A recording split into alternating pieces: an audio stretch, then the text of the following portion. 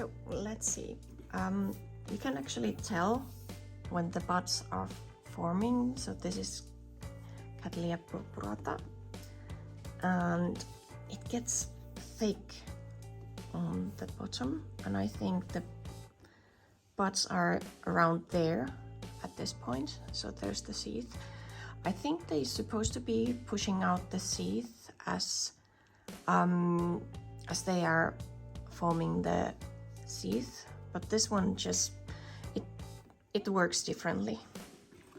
And then we have this second one, and its buds I think are there, and the seed is there. I'm waiting for repot this. As you can see, the roots are outside, but I really need the roots from these two. So if I'm not getting those, I'm not going to be repotting. So let's see. That's going on with my Lelia or Cattleya purpurata. If you want to know the story behind why it's not Lelia anymore and why it originally became Lelia, or you can actually check one of my care collabs for the Lelia purpurata. One of them I was telling the story how it ended up, and it was basically one man who was stubborn. So here's the tag. Yeah, there. So this is the one. And this is my first Cattleya, I think, or second one, maybe second one I bought. But anyway, the first year I bought Cattleyas, this is one of those. And as you can see, these are actually the biggest ones which were with me, grown with me, so it was even smaller when I got it. It's a bit of shriveled, and that's just because it doesn't have that good root system. As I mentioned before, I didn't repot it in time this summer. Anyway, this is its second blooming, and the previous one was, I think, July. I'll pop on the picture somewhere here and check the time or date. And I have understood that these are something like they should be blooming once a year, but for some odd reason this one likes to bloom every half a year, so it doesn't have any sort of rest or stop blooming or stop growing or anything like that. So when I got it and I was waiting, okay, now it's going to rest, it didn't. So I repotted this one. So this is the golf green hair pig. It has that one growing. There are some new eyes which are popping, but they haven't pushed out yet. And it's growing no roots. I'm waiting for it to actually grow good growth this year, even though it's still quite big if you look at this. So this is like, I think like half a meter, maybe more, not sure. This one I had to move here. So that was the CG Roebling Blue Indigo crossed with Maxima Cerulean. The reason I moved it was because of this growth. As you can see, it's quite tall, and you can see that it's actually not yet finished up with the growing the pseudobulb. So it should come somewhere around here. So this is still the leaf. It didn't have space in the other row. Okay, let's look at this dendrobium. It likes to drink. I think I need to water it tomorrow. And that's a new growth. That's a new growth. There's one new growth. I think I need to give it support. There's a new growth. So that's like 4, I think. There is new growth there. Oh, you cannot see it because it's behind that. So there is new nothing down between there. So I think we are getting 5 new growths. And this one, so it's growing quite nicely. Dendrobium spectabile crossed with macrophyllum. It takes time for it to actually grow. I bought it as a seedling years ago. So let's see, it might stay quite short, these canes, but hopefully it's not going to be as bad as the previous ones, which actually withered away. So I repotted this one, which is the tricolor variation suavis, and these are the last ones of those kiwi bark, which I had the big size from Rölke, which is now Equa Genera or Genera EU, and as you can see there's a little bit sphagnum inside, but not that much. And the idea is to give the plant somewhere to stabilize it, and then of course keep the humidity around the roots. That's the only thing that bark is doing in there. And this one has actually, I think hold on, I'm not sure if you can see it that well. Well, you can.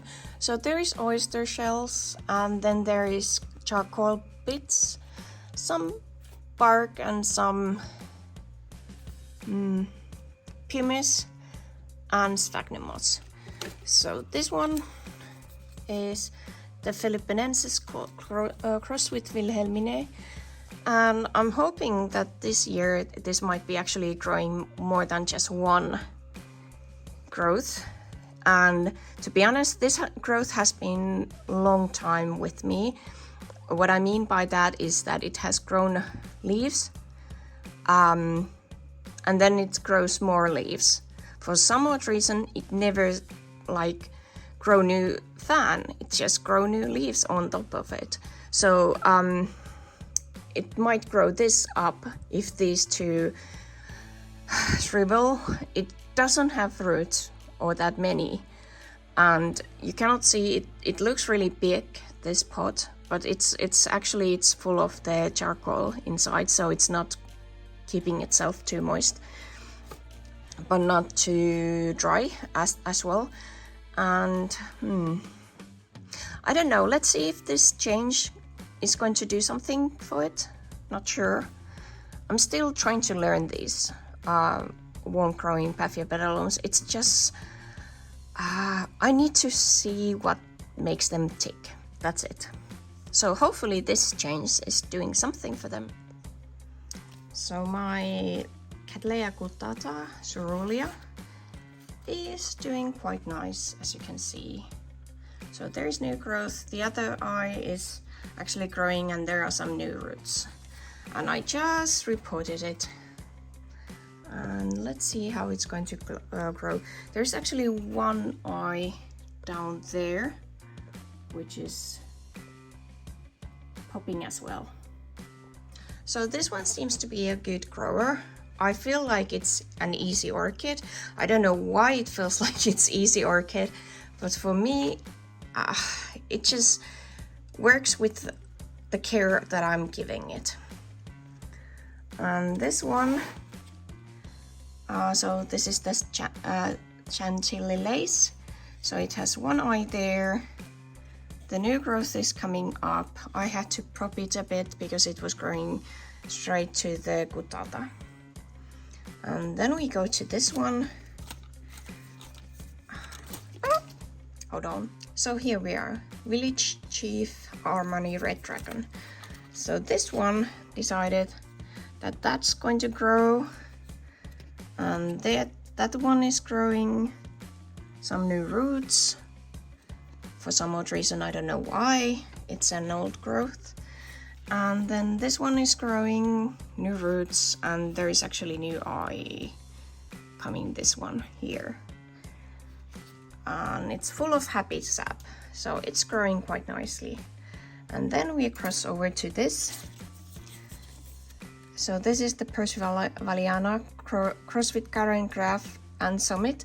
Summit, I did a bit digging, and it's really famous, at least in the US, it's famous, Cattleya persivaliana, and it was reported, I don't remember what, because I just was surprised that it's so famous. So apparently that's really nice, persivaliana.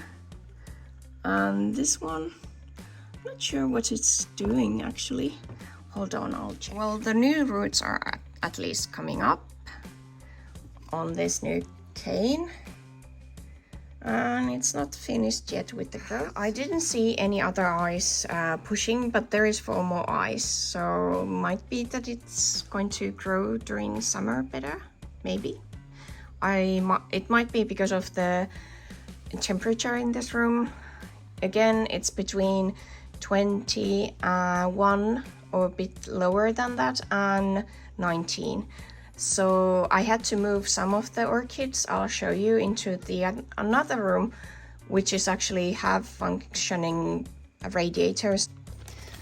So here is my Tenebrosa aurea, and I think it's looking quite healthy with all the Calmac, which is an Epsom salt, which it has gotten. So I'm really hopeful that this year it might actually grow bigger pseudopulp, because this this has been really slow and really light colored leaves.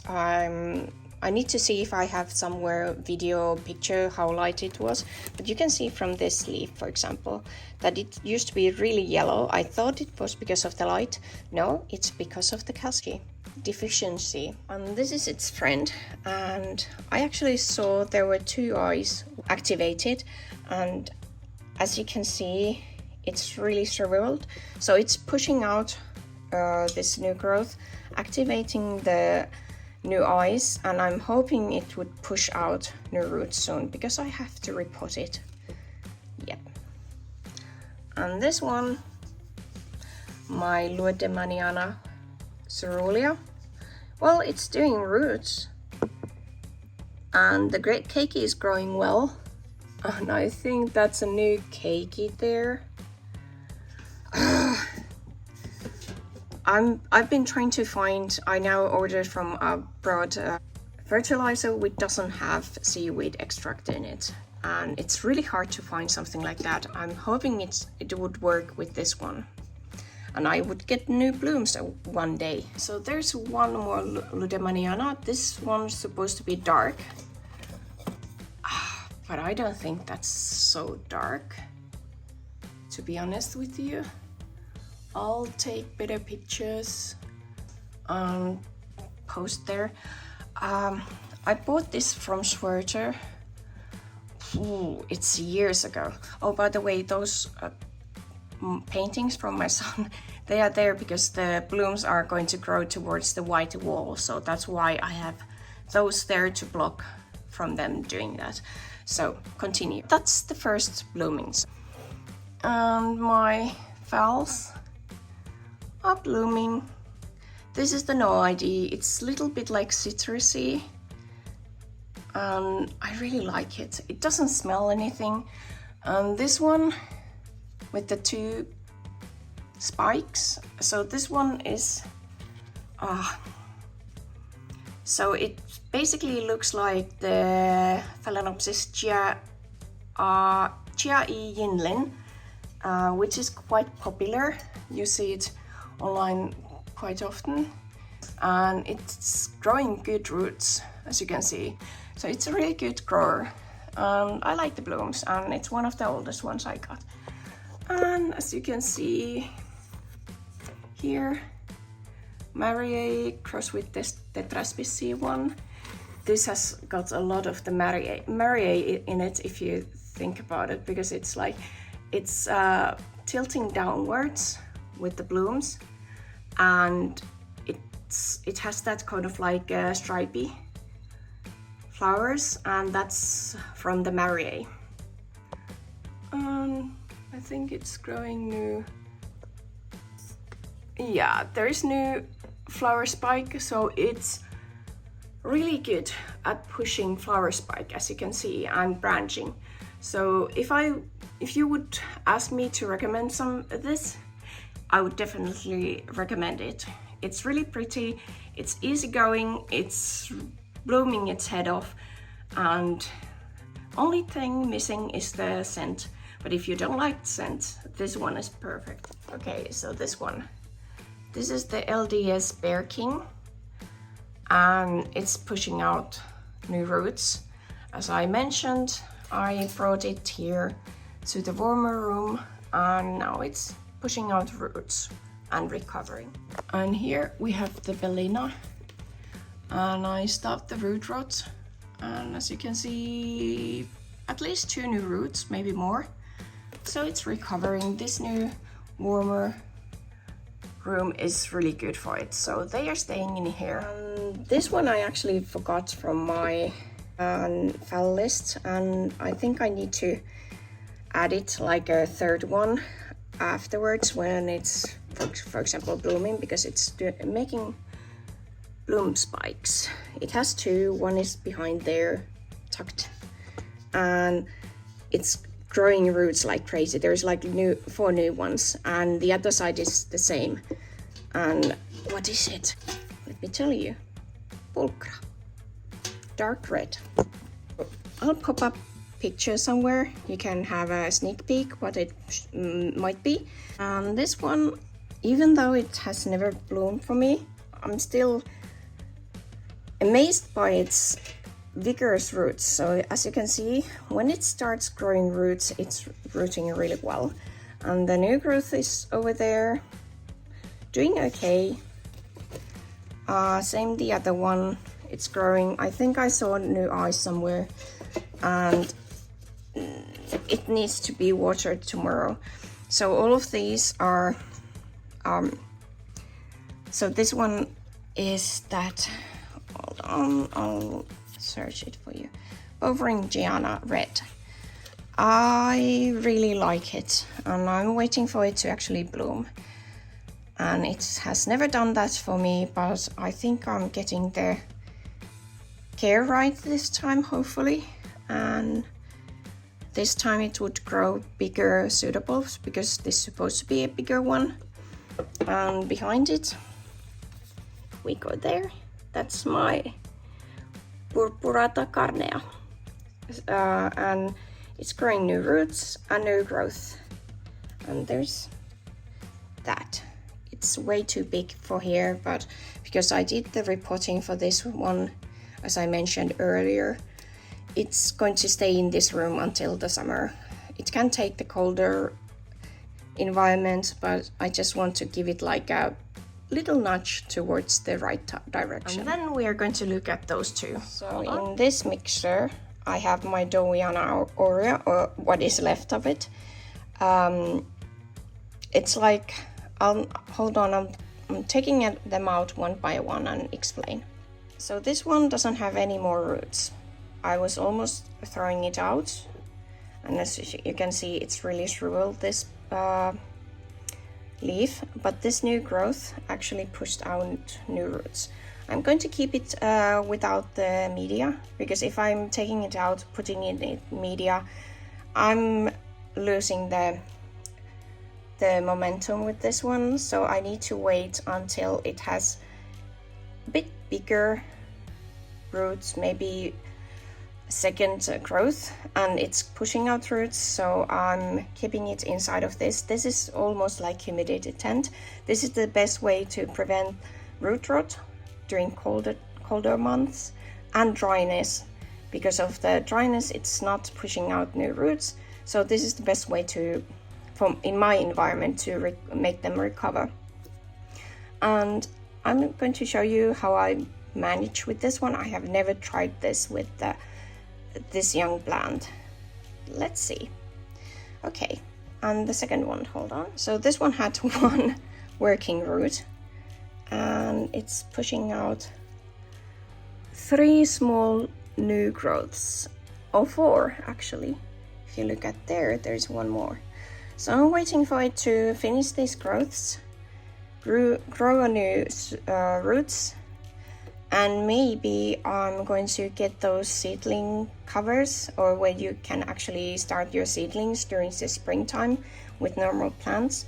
And when I'm repotting this, it's going to go into that humidity tray and dome, or whatever it is called, so that it's going to continue growing. So these ones, because they are so in a bad shape, they need all the humidity and goodness that I can give them. And as I mentioned, this gives it really good dry, wet dry cycle. And I do give them the normal amount of fertilizer. I just like keep them in here, and then I just cover them with the liquid or the fertilized water, and keep them down with something like a scissors so they don't pop up, and they are getting the fertilizer and the moisture through everything, that even the leaves, if they are taking any. And then I have they are covered with the plastic bag, and the first time when I'm giving the water, I'm not keeping that night, I'm not keeping the plastic bag on, so that they won't be too wet and start getting moldy. So that's how I recover my plants, or at least try to recover this one. And I'll show you the next one. This one I'm not quite sure. So this is the one of the new small phals that I bought. It's really shriveled. It has destroyed almost all of its roots. I'm not sure if there is actually any place to grow new roots. Might not be, I'm not sure. I'm just giving it the same treatment as the Dowieana aurea down there. So if it survives, it survives. If not, I'll just buy a new one. This was €5 in IKEA, and that's with the taxes. I think that was all for the updates that I wanted to give you. Nothing much happening here. Just trying to get all the orchids going. Let's see how it goes this summer and how many blooms I get.